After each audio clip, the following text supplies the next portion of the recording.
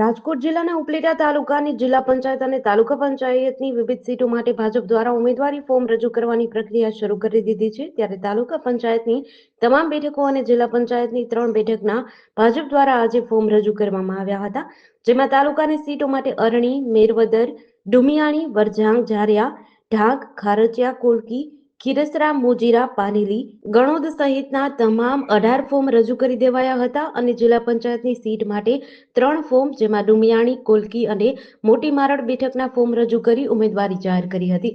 આજે ભાજપ દ્વારા તમામ બેઠકોના ફોર્મ એક સાથે રજૂ કરવા માટે ઉપલેટા ખાતે બહોળી સંખ્યામાં ભાજપના કાર્યકરો, હોદ્દેદારો સહિત વિવિધ આગેવાનો ઉપસ્થિત રહ્યા હતા। મારું નામ મયંક ધીંગાણી, ઉપલેટા તાલુકા ભાજપ પ્રમુખ।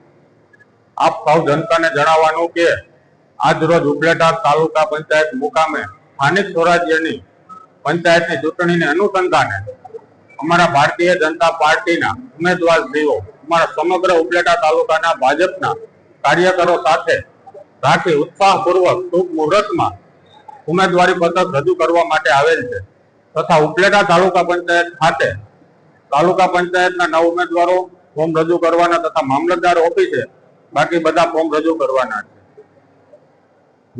ઉપલેટા તાલુકાની 3 જિલ્લા પંચાયતના ફોર્મ પણ મામલતદાર ઓફિસે રજૂ કરવાના છે। કાર્યકરો તથા ટેકેદારોની હાજરીમાં ઉત્સાહપૂર્વક ફોર્મ રજૂ કરવામાં આવ્યા છે। વિકાસને મહત્વ આપવામાં આવ્યું છે અને ભાજપનું કમર ખીલશે।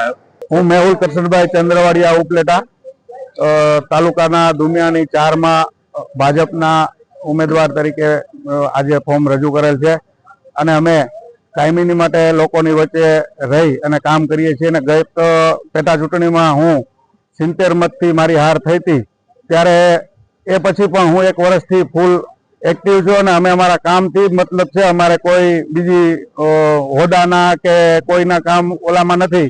અમે અમારા કામથી અને અમારા જે કાંઈ ગામની જવાબદારી આવતી હોય એના નાનામાં નાના કામ અમે અમારી રીતે જે કાંઈ થતું હશે એ વધુને વધુ મહેનતથી કામ કરવા માટે અહીંયા અમે ઉમેદવારી ભરી છે અને ભાજપ દ્વારા અમારી પસંદગી કરવામાં આવી છે। તો ક્યાંક ને ક્યાંક ભાજપ ખૂબ કામગીરીથી પોતાની ઓળખ ઊભી કરેલી છે, તો અમને પણ ખૂબ ગર્વ થાય છે કે ભાજપે અમને મહત્વ આપી અને દુમિયાની 4ની તાલુકા પંચાયતની સીટ અમને આપેલ છે। તો ભાજપનો પણ ખૂબ ખૂબ આભાર અને તમામ મતદારોને હું એક બાંયધરી આપું છું કે કાળી રાતે કદાચ 2 વાગે કે 3 વાગે કે 4 વાગે મને હોકારો આપશો ત્યારે હું તમારા કામ માટે હાજર થઈશ।